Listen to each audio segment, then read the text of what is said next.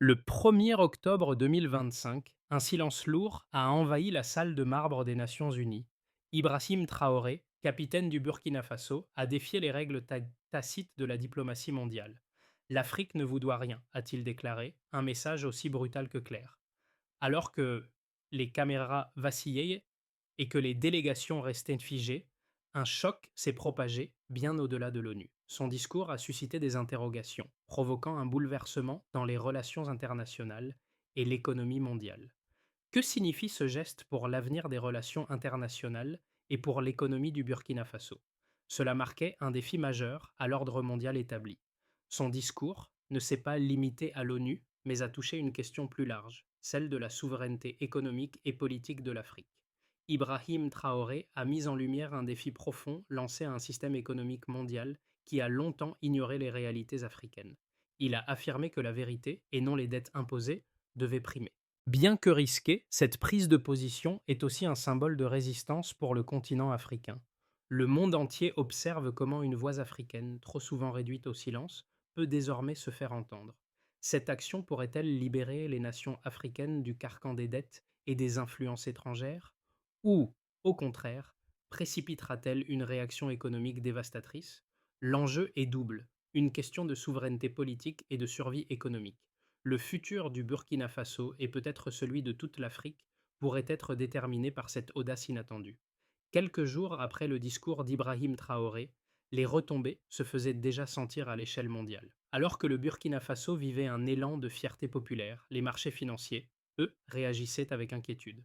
À Ouagadougou, les rues étaient envahies par des manifestations de soutien, mais dans les coulisses, des tensions se dessinaient. Le FMI et les institutions financières internationales commençaient à prendre des mesures de rétorsion discrètes mais efficaces. Le franc CFA se dépréciait rapidement et les investisseurs s'inquiétaient de l'impact de ce dérapage sur la stabilité de la région.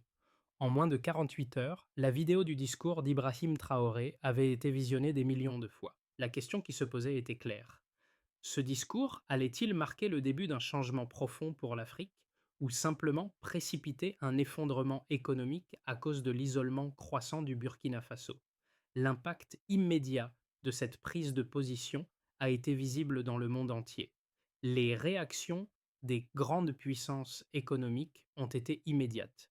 Washington, Paris et Londres ont exprimé leur inquiétude, mais de manière subtile, parlant de conséquences imprévues et d'une instabilité croissante. Les taux d'emprunt ont grimpé, les réserves du pays ont fondu, et la pression s'est intensifiée à mesure que les sanctions financières se resserraient autour du Burkina Faso. Pourtant, dans les rues de Ouagadougou, une nouvelle forme de solidarité semblait naître. Des artistes peignaient des fresques de Traoré sur les murs de la ville, et les étudiants répétaient sans cesse le slogan. Ibrahim Traoré a prononcé des mots forts: l'Afrique ne vous doit rien. Ce n'était plus seulement un discours politique, c'était devenu un symbole, un cri de résistance. Cependant, à l'intérieur du palais présidentiel, les conseillers de Traoré savaient que l'avenir était incertain. Les sanctions économiques, bien que discrètes, mettaient à mal l'économie du pays. Les appels d'ambassade restaient sans réponse, et les révisions d'aide étaient soudainement reportées. Chaque décision, chaque mouvement devenait désormais un calcul. Traoré, tout en restant calme, savait que son pays se trouvait à un carrefour. L'Afrique pouvait-elle réellement se libérer des chaînes de la dette, ou cette audace mènerait-elle à un isolement fatal? Ce discours, tout en étant un acte de défi, marquait aussi le début d'une lutte silencieuse pour l'indépendance économique et morale du continent. Ibrahim Traoré, jeune capitaine du Burkina Faso, est rapidement devenu le visage d'une Afrique en quête de reconnaissance. Son audace à l'ONU a marqué un tournant. Pour beaucoup, il n'était pas simplement un militaire ou un dirigeant politique, mais un symbole de la résilience africaine. Son discours ne s'adressait pas uniquement à la communauté internationale, mais à son peuple, à toute une génération d'Africains qui avaient longtemps souffert sous le poids de l'indifférence et de la dépendance. À Ouagadougou, la réaction fut immédiate. Les étudiants et les jeunes, souvent désabusés par des décennies de promesses non tenues, se sont rassemblés dans les rues, scandant les mots de Traoré. Ibrahim Traoré a prononcé des mots de force. L'Afrique ne vous doit rien. Ils y voyaient une rupture radicale avec un passé de soumission. Pour eux, c'était une déclaration d'indépendance morale et politique. Mais au-delà des foules enflammées, les effets de son discours étaient aussi visibles dans les couloirs du pouvoir. Au sein du gouvernement burkinabé, les conseillers de Traoré étaient partagés. Certains redoutaient une réaction immédiate des puissances économiques mondiales, alors que d'autres voyaient dans cette prise de position une opportunité pour réorienter le destin du pays. Traoré lui-même restait déterminé, mais conscient des risques. Son action pourrait offrir une chance unique à l'Afrique, ou bien la précipiter dans une crise économique encore plus profonde. L'impact immédiat de son discours fut plus qu'une question de politique. Il devint un test pour la moralité du système économique mondial. Ce n'était pas simplement une question d'argent, mais une question de dignité. Le défi lancé par Traoré allait bien au-delà des frontières du Burkina Faso et pourrait redéfinir les relations économiques internationales. Dans cette lutte, Ibrahim Traoré n'était plus un simple leader, mais un messager d'un rêve collectif porté par ceux qui aspiraient à un futur où l'Afrique serait maîtresse de son propre destin. Le 1er octobre 2025, la scène mondiale fut bouleversée par une déclaration inattendue d'Ibrahim Traoré à l'ONU. Ce jour-là, alors que les diplomates s'attendaient à une allocution traditionnelle, il a prononcé des mots qui ont brisé les conventions internationales. L'Afrique ne vous doit rien, a-t-il déclaré, choquant les délégués présents. Ce discours audacieux a marqué le début d'une nouvelle ère pour le Burkina Faso et pour l'Afrique. Le capitaine Traoré ne se contentait pas de critiquer l'ordre mondial, il le défiait, et sa déclaration allait bien au-delà de l'ONU. C'était un message clair, un défi lancé aux puissances économiques mondiales, notamment au FMI et à la Banque mondiale. Quelques heures après ce discours, la situation économique du Burkina Faso commença à se détériorer. Les marchés financiers ont réagi instantanément. Le franc CFA, monnaie du Burkina Faso, a perdu de sa valeur et les taux d'intérêt ont grimpé en flèche. Les investisseurs étrangers ont commencé à retirer leurs fonds du pays, conscients que la prise de position de Traoré pourrait entraîner des sanctions économiques sévères.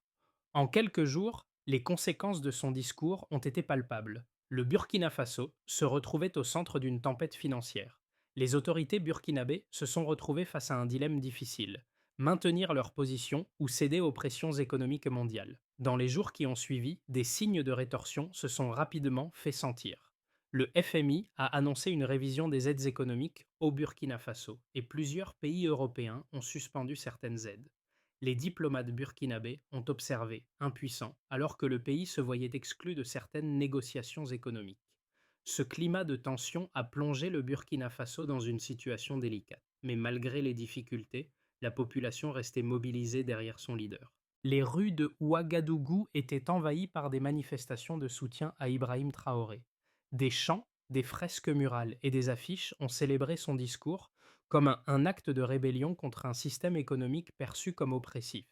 Dans le même temps, des diplomates et analystes économiques étrangers ont commencé à scruter la situation de près.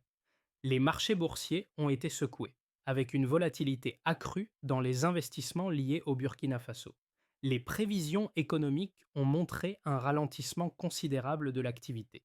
Les exportations de matières premières, principale source de revenus pour le pays, ont chuté en raison de la perte de confiance des partenaires commerciaux. Les importateurs, désormais confrontés à un franc CFA affaibli, ont commencé à ajuster leurs prix, entraînant une hausse des coûts de la vie pour les citoyens.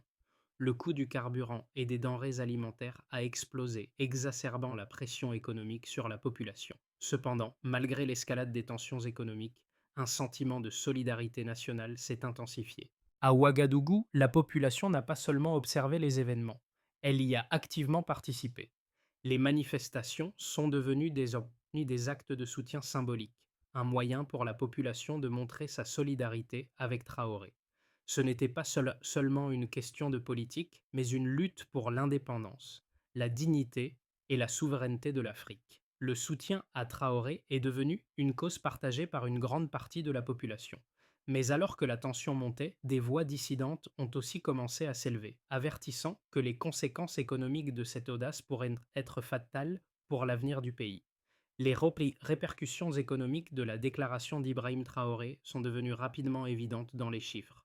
En l'espace de quelques jours après le discours à l'ONU, le franc CFA a perdu près de 6% de sa valeur par rapport à l'euro, un déclin qui a provoqué une hausse immédiate des prix des biens de consommation. L'inflation a bondi passant de 4% à 11% en l'espace de 2 semaines, une montée rapide qui a mis sous pression les familles burkinabées déjà fragilisées par la pauvreté. Les analystes économiques ont rapidement ajusté leurs prévisions de croissance pour le pays, la révisant à la baisse. Les experts anticipaient désormais une contraction économique de 1,8%, un impact sévère pour une économie déjà fragile. Les effets se sont également manifestés dans les relations commerciales internationales. Le Burkina Faso, autrefois dépendant de ses importations en francs CFA, s'est retrouvé face à des coûts accrus en raison de la dépréciation de sa monnaie. Le prix des importations a augmenté, notamment pour les denrées alimentaires de base et le carburant. Le coût du riz importé a doublé et les stations-service ont fait face à une pénurie de carburant, ce qui a créé des files d'attente interminables dans les villes principales. Le manque de liquidité a également ralenti le commerce intérieur, obligeant de nombreux petits commerçants à fermer temporairement leurs portes en raison de la flambée des prix et de la rareté des stocks. Les institutions internationales ont réagi à cette dynamique. Le Fonds monétaire international, après avoir examiné les conséquences du discours de Traoré, a décidé de revoir les conditions d'emprunt du Burkina Faso. Les taux d'intérêt sur les emprunts du pays ont augmenté de 2,7 points de pourcentage, ce qui a aggravé les coûts d'emprunt pour le gouvernement burkinabé. En réponse à cette crise financière, les réserves de change du pays ont diminué de 17%, ce qui a réduit la capacité de l'État à importer des biens essentiels. Ce déficit a eu des conséquences visibles dans les secteurs clés de l'économie, notamment l'éducation et la santé, où les retards de paiement ont provoqué des pénuries de fournitures et de médicaments. Les chiffres, les chiffres de l'emploi ont également reflété l'impact négatif de cette instabilité. Le chômage a augmenté de manière significative, surtout parmi les jeunes, qui étaient déjà les plus vulnérables à la précarité économique. Les entreprises, en particulier celles du secteur informel, ont souffert du manque de crédit et de la baisse de la demande. Les banques ont été contraintes de réduire les lignes de crédit, ce qui a conduit à une réduction des investissements et des nouvelles créations d'emplois. Les petites et moyennes entreprises, qui constituent le cœur de l'économie burkinabé, ont été particulièrement touchées par l'augmentation des coûts de production et l'incertitude économique croissante. En parallèle, l'impact social est devenu de plus en plus évident. La montée de l'inflation a mis une pression insoutenable sur les familles, qui ont dû faire face à une augmentation rapide des prix des produits de première nécessité. Les grèves et les manifestations se sont multipliées, en particulier dans les secteurs publics et privés, où les employés exigeaient des augmentations de salaire pour faire face à l'inflation. Les syndicats ont commencé à organiser des mouvements de protestation, soutenus par une population qui voyait dans l'inaction des autorités un signe d'impuissance face à une crise de plus en plus profonde. Les données économiques ont ainsi montré que le Burkina Faso était en train de traverser un bouleversement économique majeur, avec des implications à long terme pour sa croissance et son développement. La dévaluation rapide du franc CFA, l'augmentation des coûts d'emprunt et la baisse des réserves en devises ont transformé cette crise en un défi à la fois économique et politique, une crise où chaque décision comptait pour l'avenir du pays. Le discours d'Ibrahim Traoré a créé un fossé entre deux visions opposées de l'avenir économique du Burkina Faso. D'un côté, ses partisans soulignent l'importance de la souveraineté et de l'indépendance nationale comme une réponse nécessaire à un système économique mondial qui a longtemps exploité les pays africains.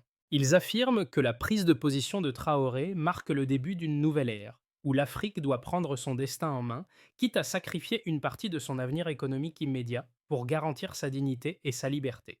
Selon eux, les répercussions économiques actuelles, bien que douloureuses, sont un mal nécessaire qui permettra de rompre les chaînes de la dépendance. De l'autre côté, les opposants à Traoré soulignent les dangers d'une telle audace. Les experts en économie et les diplomates occidentaux pointent du doigt les risques de l'isolement économique du Burkina Faso. Selon cette perspective, la déclaration de Traoré ne fait que précipiter le pays dans une récession prolongée, en exacerbant les tensions avec les institutions financières internationales et en aliénant les principaux partenaires commerciaux. Les sanctions financières, la dépréciation de la monnaie et la hausse des coûts d'importation ne sont que le début d'un processus destructeur. Pour ces analystes, l'indépendance morale qu'incarne Traoré ne doit pas se faire au prix d'une chute économique qui affecte directement les plus vulnérables de la société. Les deux arguments, bien que valides dans leur logique, négligent un facteur crucial, la réalité de la dépendance du Burkina Faso à l'économie mondiale. Le pays, bien qu'il ait des ressources naturelles et un potentiel de croissance, reste fragile face aux fluctuations des marchés internationaux. L'incertitude économique actuelle pourrait bien se transformer en une crise humanitaire prolongée si le Burkina Faso n'arrive pas à naviguer dans cette tempête tout en préservant ses relations internationales. Les experts prévoient que les conséquences à court terme de cette audace politique, bien qu'importante, pourraient aussi se révéler dévastatrices pour un pays déjà en difficulté. En fin de compte, l'argument en faveur de l'indépendance économique et de la dignité nationale, bien que puissamment symbolique, doit être mis en balance avec les réalités économiques de la région. Les partisans de Traoré doivent se préparer à gérer une crise profonde, où les actions de résistance morale pourraient bien entrer en conflit avec la nécessité de maintenir la stabilité économique et sociale du pays. La route vers l'indépendance économique est semée d'embûches et chaque décision prise par le gouvernement burkinabé aura un impact sur l'avenir du pays, à la fois au niveau interne et sur la scène mondiale. Alors que la situation financière du Burkina Faso continuait de se dégrader, un événement marquant a eu lieu. L'Organisation des Nations Unies a suspendu ses aides humanitaires, invoquant une instabilité croissante dans la région. Cette décision a intensifié la pression sur Ibrahim Traoré et son gouvernement, mais elle a aussi donné un coup de pouce inattendu à sa cause. En réponse, Traoré a fait une déclaration audacieuse. Si la dignité coûte plus cher que le carburant, nous choisirons la dignité. Ces mots ont résonné à travers le continent africain comme un appel à l'unité et à la résistance. Il ne s'agissait plus seulement d'un combat économique, mais d'une lutte pour le respect et la souveraineté. Dans le même temps, la communauté internationale commençait à se diviser. Certains pays ont exprimé leur soutien à la position de Traoré, soulignant la nécessité de réévaluer les relations de pouvoir entre l'Afrique et l'Occident. D'autres, cependant, ont averti que l'isolement pourrait coûter très cher au Burkina Faso, menaçant de faire tomber l'économie encore plus bas. Mais dans les rues de Ouagadougou, la ferveur populaire n'a cessé de croître. Traoré était désormais perçu comme le leader d'un mouvement qui visait à redéfinir les règles économiques mondiales. Les conséquences de la prise de position d'Ibrahim Traoré se sont rapidement étendues au-delà des frontières du Burkina Faso, affectant plusieurs groupes de manière significative. D'abord, la population burkinabé, confrontée à une inflation galopante et à une dévaluation de leur monnaie, a dû faire face à une crise économique sans précédent. Les prix des produits de première nécessité, notamment l'essence et les denrées alimentaires, ont augmenté de manière dramatique. Le coût du carburant a grimpé de 15%, tandis que le riz importé, un aliment de base, a vu son prix doubler. Les files d'attente devant les stations-service sont devenues un phénomène quotidien. Le pain et l'eau sont devenus plus chers, exacerbant la souffrance des familles les plus vulnérables. Toutefois, cette crise a aussi renforcé la solidarité entre les citoyens, qui ont commencé à s'entraider de manière plus marquée. Deuxièmement, l'impact sur les entreprises locales a été sévère. Les petites et moyennes entreprises ont été particulièrement touchées par la hausse des coûts et la rareté des matières premières. Le manque de crédit et la diminution du pouvoir d'achat ont provoqué une stagnation de l'activité économique. Les commerçants locaux, notamment dans les secteurs informels, ont dû fermer leurs portes faute de liquidité et d'approvisionnement. Les banques, de leur côté, ont limité l'octroi de crédit en raison des incertitudes économiques. L'impact a été particulièrement frappant dans les secteurs clés comme la construction et l'agriculture, qui dépendent lourdement des importations. Troisièmement, l'impact régional a commencé à se faire sentir. Les pays voisins du Burkina Faso, notamment le Mali et le Niger, ont observé avec une attention croissante la manière dont Traoré et son gouvernement géraient la crise. Le Burkina Faso est devenu un terrain d'expérimentation pour une nouvelle forme de souveraineté économique. Au sein de l'Union économique et monétaire ouest-africaine, des discussions ont été entamées sur la possibilité d'une coopération renforcée entre les pays sahéliens. Certains ont envisagé une solidarité régionale face à l'isolement croissant du Burkina Faso, cherchant à minimiser l'impact des sanctions internationales. Les gouvernements de la région ont exprimé leur soutien à Traoré, mais leur soutien diplomatique est resté mesuré, certains craignant les répercussions économiques de ces positions radicales. Enfin, à l'échelle internationale, l'impact a été multidimensionnel. Le FMI et d'autres institutions financières internationales ont réagi avec prudence ajustant leurs prévisions de croissance pour la région et augmentant les taux d'intérêt sur les prêts accordés au Burkina Faso. Les rapports économiques internationaux ont évoqué les risques de contagion d'une crise financière dans le pays. Les agences de notation ont abaissé les perspectives économiques du pays, provoquant une fuite des capitaux et une montée des primes de risque. À l'ONU, l'audace de Traoré a provoqué des débats internes sur l'avenir des relations entre les pays africains et les institutions financières internationales. Certains pays ont exprimé leur soutien à l'Afrique, plaidant pour une réévaluation des relations économiques mondiales, tandis que d'autres ont averti que l'isolement du Burkina Faso pourrait avoir des conséquences dévastatrices pour la stabilité régionale et mondiale.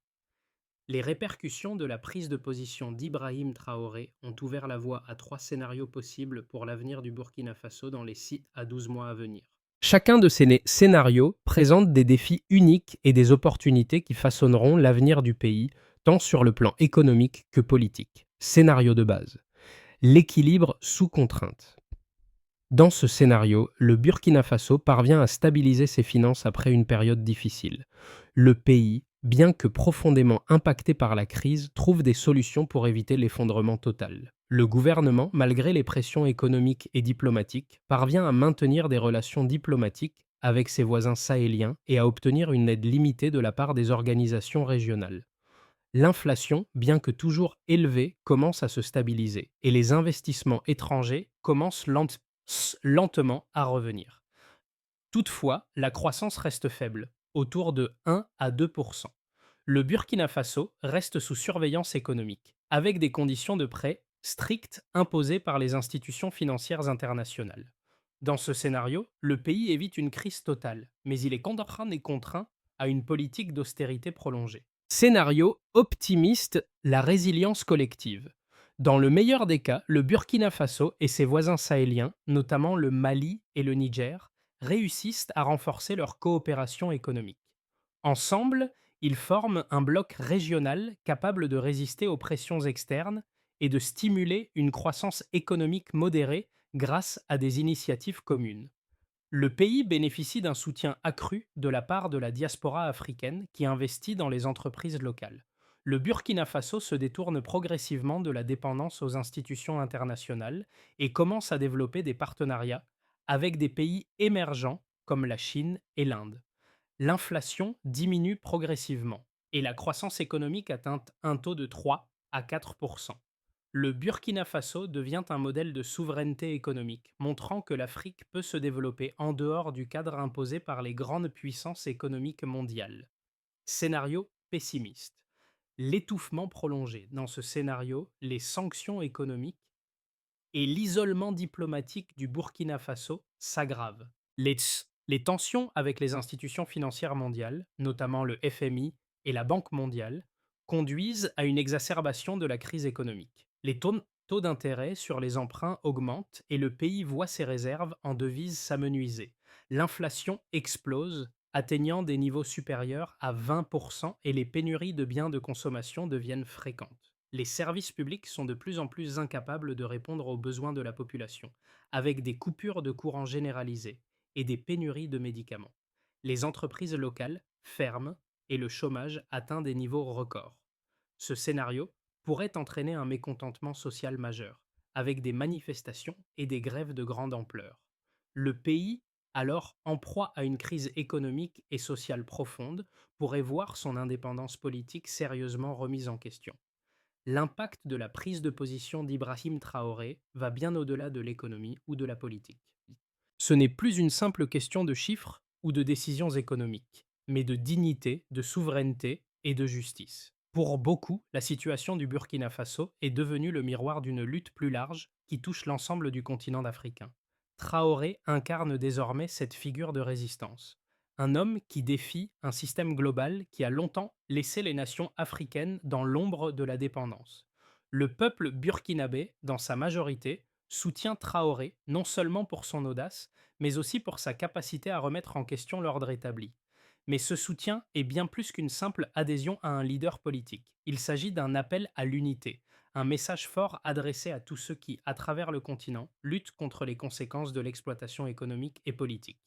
Les jeunes, les travailleurs, les femmes, tous se retrouvent dans cette vision d'un Burkina Faso qui ne se soumet pas aux puissances étrangères, mais qui choisit de défendre ses principes avec fierté. Ce n'est pas seulement une crise économique qui se joue ici, mais un test de résilience collective. Les citoyens de Ouagadougou, de Bobo-Dioulasso et des autres villes du pays ne voient plus seulement Traoré comme leur président, mais comme le porteur d'un idéal commun, celui d'un avenir où l'Afrique, loin d'être dictée par les intérêts des grandes puissances, choisit son propre chemin, guidé par sa volonté et son unité. Leur soutien va au-delà de l'appel à la justice économique. Il s'agit de lutter pour un avenir plus équitable, pour un futur où la dignité humaine prime sur les impératifs économiques imposés par l'extérieur. Dans ce climat, les actions de Traoré résonnent comme un signal fort, non seulement pour les autres pays africains, mais aussi pour le monde entier. La question n'est plus de savoir si le Burkina Faso survivra à cette crise, mais de savoir quel modèle de résistance et de solidarité émergera de cette situation. Traoré incarne cette lutte pour la souveraineté, et son mouvement, bien que né au Burkina Faso, pourrait bien inspirer l'ensemble du continent africain à reconsidérer sa place dans l'économie mondiale. Face à la crise économique et à l'isolement croissant, Ibrahim Traoré a présenté un plan clair et pragmatique pour stabiliser le Burkina Faso tout en préservant sa souveraineté. Ce plan repose sur trois axes majeurs: la restructuration de la dette, la coopération régionale et l'autosuffisance économique. La première étape de cette stratégie consiste à geler sélectivement les paiements de dettes non essentiels. Pendant 6 mois, le Burkina Faso suspendra le remboursement de certaines dettes extérieures, réorientant les fonds vers des programmes sociaux urgents et la stabilisation de l'économie locale. Cette décision audacieuse permettra de dégager des ressources pour soutenir l'économie interne et d'éviter un effondrement immédiat du secteur public tout en envoyant un message fort aux créanciers internationaux. Ensuite, le Burkina Faso mettra en place un fonds commun avec ses voisins sahéliens pour soutenir les monnaies locales et financer les importations vitales. Le Mali, le Niger et d'autres pays voisins ont déjà exprimé leur soutien à cette initiative. En partageant leurs ressources, ces nations espèrent créer un front financier commun pour résister aux pressions externes et réduire leur dépendance à l'égard des institutions financières mondiales. Ce bloc régional pourrait constituer une alternative aux politiques économiques imposées par le FMI et la Banque mondiale. Enfin, Traoré envisage de renforcer l'autosuffisance économique du pays en soutenant l'agriculture locale et en développant des circuits économiques parallèles. L'objectif est de réduire la dépendance aux importations et de favoriser la production nationale, tout en soutenant les petites entreprises locales. Ce modèle alternatif permettra au Burkina Faso de se préparer à une reprise économique plus autonome et résiliente. La transparence budgétaire sera également renforcée avec la publication des dépenses publiques en temps réel pour garantir une meilleure gestion des ressources nationales. Ce plan, bien que risqué, propose une voie de résistance qui pourrait non seulement sauver le pays de la crise actuelle, mais aussi servir de modèle pour d'autres nations africaines en quête de souveraineté économique. Ibrahim Traoré n'est plus seulement un président pour son peuple, il est devenu un symbole vivant de la dignité africaine. Son discours à l'ONU, loin d'être un simple acte politique, a marqué un tournant dans l'histoire du Burkina Faso, mais aussi dans celle de l'Afrique. La solidarité qui s'est forgée autour de lui a redonné aux Burkinabés une fierté nouvelle, une fierté de se tenir debout face aux puissances économiques mondiales. Dans les rues de Ouagadougou, le message est clair: nous choisissons notre dignité, coûte que coûte. À travers ses actions, Traoré a prouvé que la véritable souveraineté d'un pays ne réside pas uniquement dans sa capacité à mener des batailles économiques, mais dans sa volonté de défendre ses principes et son identité, même lorsque cela semble risqué. Dans les moments de crise, c'est souvent la morale qui guide les peuples vers la résilience. Les Burkinabés, tout comme de nombreuses nations africaines, se retrouvent dans cette quête d'indépendance, de liberté et de respect. Le pays, bien que secoué par la tempête économique, trouve une force nouvelle dans l'unité et la détermination de ses citoyens. Le chemin reste semé d'embûches, mais l'impact de Traoré dépasse désormais les frontières du Burkina Faso.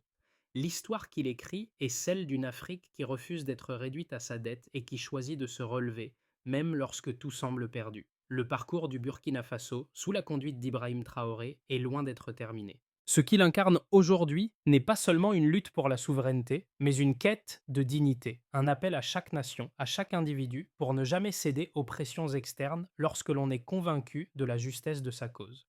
Le défi auquel le Burkina Faso fait face est un miroir de ce que de nombreux pays africains vivent quotidiennement. Traoré, à travers ses actions, a montré qu'il est possible de choisir la dignité, même au prix de sacrifices économiques. Mais le chemin de la résistance ne se termine pas là. Chaque voix, chaque geste de solidarité compte dans cette lutte. Le monde observe ce qui se passe au Burkina Faso, mais aussi sur le continent. L'avenir de l'Afrique se façonne aujourd'hui, et il est possible qu'il soit forgé par des choix courageux comme ceux de Traoré. La question reste, sommes-nous prêts à nous lever pour défendre notre propre dignité, comme l'ont fait les Burkinabés? Ensemble, unis, nous avons la force de transformer l'adversité en une opportunité pour l'avenir.